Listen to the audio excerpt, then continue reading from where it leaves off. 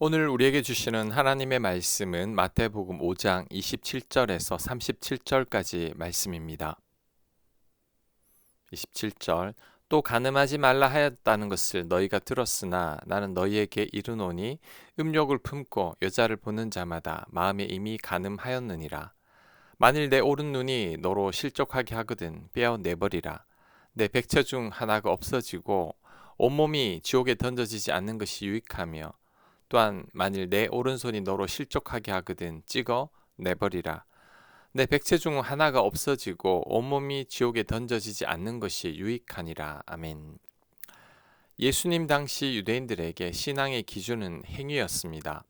십계명에 명시된 대로 간음이라는 구체적인 행위를 저지르지만 않으면 자신을 의롭다고 믿었습니다. 그러나 예수님은 이 낡은 고정관념을 무너뜨리셨습니다. 예수님은 죄의 결과가 아니라 죄의 뿌리인 마음을 지목했습니다. 음욕을 품고 바라보는 순간 이미 마음에서 죄는 시작되었다는 거죠. 성경은 다윗의 범죄 과정을 통해 이 진리를 명확히 보여주고 있습니다. 다윗이 밧세바와 동침하기 전 그의 눈이 밧세바의 목욕하는 장면을 향했고 그 시선이 마음속 음욕으로 이어졌을 때 이미 간음은 시작된 겁니다. 우리 삶의 모든 어긋난 행동 뒤에는 항상 통제되지 않은 마음의 동기가 숨어 있습니다. 하나님은 우리의 겉모습이나 종교적인 격식을 보시는 분이 아닙니다. 하나님은 우리의 중심을 보십니다. 하나님은 우리가 거룩한 척하는 이면의 의도와 생각을 다 알고 계십니다. 겉으로는 살인을 저지르지 않았어도 누군가를 죽이고 싶을 만큼 미워하고 있다면 하나님은 그 마음의 살인을 이미 보고 계시는 거죠. 따라서 우리는 사람에게 들키지 않았다고 안심할 것이 아니라 우리의 모든 것을 감찰하시는 하나님 앞에서 마음의 죄까지 철저히 회개해야 합니다. 또한 29절 이하에서 눈을 빼고 손을 찍어 내라는 말씀은 문자적인 의미가 아닙니다.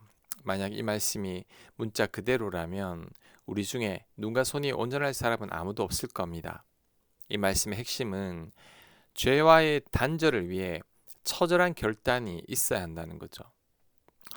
우리가 악한 생각을 품게 하는 시선을 거두고 죄의 자리에 머무는 발걸음을 돌리는 일은 눈을 빼는 것만큼이나 고통스럽고 힘든 결단일 수 있습니다. 하지만 그런 고통스러운 결단과 자기 부인이 없다면 우리는 결코 거룩함에 이룰 수 없죠. 우리 스스로의 의지만으로는 마음을 지키기가 불가능합니다. 그래서 우리는 늘 범사의 주님을 인정하며 살아야 합니다. 우리 안에 거하시는 성령님을 인식하는 훈련이 필요합니다. 만약에 우리가 귀한 손님을 집에 모시고 있다면 함부로 흐트러진 모습을 보이지 않으려 애쓸 겁니다. 내 몸과 마음이 성령님이 거하시는 거룩한 성전임을 진실로 깨닫는다면 우리는 함부로 악한 생각을 방치할 수가 없습니다. 미움과 음욕이 마음이 몰려올 때 내 곁에 계신 성령님을 의식하며 그분의 도우심을 구해야 합니다. 마음을 깨끗하게 유지하는 것이야말로 하나님 나라의 가장 작은 계명부터 지켜나가는 신앙의 핵심이죠. 신앙은 남들에게 보여지는 종교적 행위가 아니라 아무도 보지 않는 곳에서 하나님 보시기 합당한 사람이 되는 겁니다. 사람의 눈을 속일 수 있어도 하나님의 시선은 절대 피할 수 없습니다. 오늘 하루 우리 마음의 상태를 점검하면서 우리 마음이 하나님 보시기에 합당하고 깨끗하게 유지하기를 애써야 할 것입니다.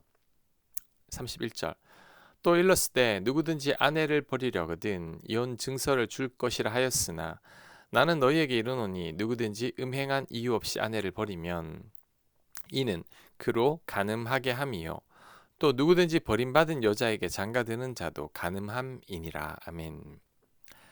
신명기 율법은 이혼할 때 이혼 증서를 주라고 말씀하고 있습니다. 왜냐하면 남성 위주의 사회이다 보니 이혼으로 인해 더 큰 피해를 보는 쪽은 여성이기 때문입니다. 여성을 보호하기 위해 이혼 증서를 주고 이혼하게 해서 그 여성이 새로 재혼할 수 있도록 길을 열어준 것이 신명기 율법의 목적입니다. 그런데 이 율법의 선한 의도는 모르고 이를 악용하는 남편들이 있었습니다. 아내가 마음에 안 들면 합당한 이유도 없이 이혼 증서를 주고 쫓아버렸습니다. 내쫓는 사유도 아내가 예쁘지 않다고, 밥을 태웠다고, 남편을 무시했다고, 마음에 드는 다른 여자가 생겨서 이혼 증서를 주고 아내를 내쫓아 버렸습니다. 그리고 새 여자를 맞이하면서 이혼 증서를 주었으니 아무런 잘못이 없다고 주장했습니다. 결국 이혼 증서를 주는 것은 남자들의 또 다른 음욕을 채우기 위한 수단이 된 거죠. 예수님은 이런 의도를 악하게 보았습니다. 그래서 음행한 용구가 아니면 절대 이혼하지 말라고 한 거죠. 남자들의 정욕을 채우는 도구로 이혼 증서를 사용하지 말라는 뜻입니다. 이것을 오늘날에도 적용할 수 있습니다. 예수님께서 음행한 용구 외에는 이혼하지 말라는 것은 당시 사회적 약자인 여성들을 보호하기 위함이고 그 근본 정신은 결국 사랑입니다. 그래서 이혼의 사유가 내 정욕 때문이라면 절대 이혼해서는 안 됩니다. 바람을 피우고 다른 이성을 만나기 위해 이혼하는 것은 악한 정욕이고 죄입니다. 예수님은 이것을 간음과 같다고 말씀하셨습니다. 그렇다면 남편의 폭력과 학대로 괴롭힘을 당하는 아내가 있다면 어떻게 해야 될까요?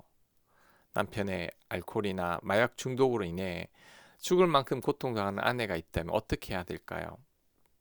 예수님이 이혼하지 말라고 했으니 이혼하지 말아야 하는 걸까요? 그렇지 않습니다. 이럴 때는 아내가 원한다면 개인적으로는 이혼해도 괜찮다고 생각합니다.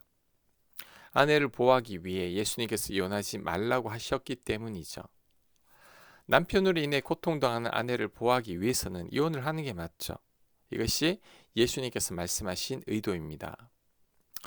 이런 예가 있습니다. 남편의 폭행으로 고통당하는 여집사님이 교회 목사님을 찾아가서 죽을 것만 같아서 이혼하고 싶다고 상담을 요청했지만 목사님은 성경에서 이혼하지 말라고 했으니 이혼은 안 되고 더 기도하라고 돌려보냈습니다. 결국 그 여집사님은 남편의 폭행으로 죽고 말았습니다. 그 목사님이 예수님께서 말씀하신 의도만 바로 알았더라면 그 여집사님은 죽지 않았을 겁니다. 문자적으로만 성경을 해석해서는 안 됩니다. 그 말씀 배후에 근본 정신이 무엇인지를 파악해야 합니다. 율법의 근본 정신은 사랑이죠. 그리고 나의 의도와 동기를 잘 살펴야 합니다. 내가 겉으로 드러나지 않아도 내 마음속에 악한 동기가 담겨 있고 사랑이 없다면 이것 또한 죄입니다. 이런 마음은 이혼 증서를 주기만 하면 아무런 잘못이 없다고 여기고 아내를 버리는 행동과 다를 바가 없습니다. 상대를 전혀 배려하지 않고 사랑하지 않기 때문이죠. 하나님은 우리의 마음과 생각을 아시고 우리의 중심을 보시고 나의 의도와 동기를 살피십니다. 그러니 직접적인 죄를 짓지 않았더라도 내 마음이 하나님 보시기에 깨끗하지 않다면 이것 또한 죄이니 우리들은 조심해야 합니다. 이런 죄를 우리가 놓치기 쉬운데 더 조심해야 합니다. 죄인데도 죄인 줄 모르기 때문이죠. 스스로 의롭다고 착각하며 살기 때문입니다. 예수님께서 어제부터 계속 말씀하시는 것은 우리 마음이 선해야 한다는 겁니다. 내 안에 사랑이 담겨 있어야 한다는 겁니다. 내 안에 선한 동기와 의도가 있어야 합니다. 33절 또 옛사람에게 말한 바 헛맹세를 하지 말고 네 맹세한 것을 주께 지키라 하였다는 것을 너희가 들었으나 나는 너희에게 이르노니 도무지 맹세하지 말지니 하늘로 다지 말라 이는 하나님의 보좌이며 땅으로 다지 마라 이는 하나님의 발등상이며 예루살렘으로 다지 마라 이는 큰 임금의 성임이요 내 머리로 다지 마라 이는 네가 한 트럭도 희고 검게 할 수 없음이라. 오직 너희 말은 옳다 옳다 아니라 아니라 하라. 이에서 지나는 것은 악으로부터 나느니라. 아멘. 예수님은 우리에게 도무지 맹세하지 말라고 합니다. 그렇다면 왜 맹세를 하지 말라고 하는 걸까요?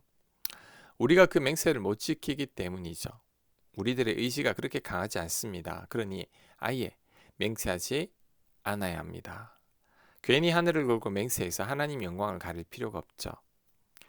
또한 우리는 나의 부족한 신용을 맹세를 통해 채우려고 하기 때문입니다. 내가 신용이 없으면 상대가 나의 말을 잘 믿어주지 않죠. 이때 우리가 맹세를 합니다. 예를 들면 신용이 없는 사람이 돈이 급할 때 맹세하죠. 하나님 앞에서 맹세하는데 한 달 안으로 꼭 갚을게. 하지만 그 맹세를 지키지 못하죠. 이게 바로 여호와의 이름을 망령되이 일컫는 겁니다. 또한 우리는 내 욕심 때문에 맹세합니다. 어떤 어려움이 생겼는데 하나님의 도우심이 필요한데 하나님이 도와주실 것 같지 않을 때 맹세합니다. 이때 맹세는 일종의 서원과 비슷합니다. 병이 나으면 신학교에 가겠다거나 사업이 잘 되면 헌금을 1,000만 원 하겠다거나 대학 붙여주시면 교회 봉사 열심히 하겠다는 거죠. 목적은 하나님을 위함이 아니라 내 욕심을 채우기 위해서입니다. 그러니 우리는 아예 맹세를 하지 말아야 합니다. 내 의지가 약하고 내 신용이 부족하고 내 욕심 때문에 맹세하기 때문이죠. 우리는 맹세하기보다 내 한계를 인정해야 합니다. 신용이 없어서 맹세하기보다 내가 신용과 믿음을 주는 사람이 되어야 합니다.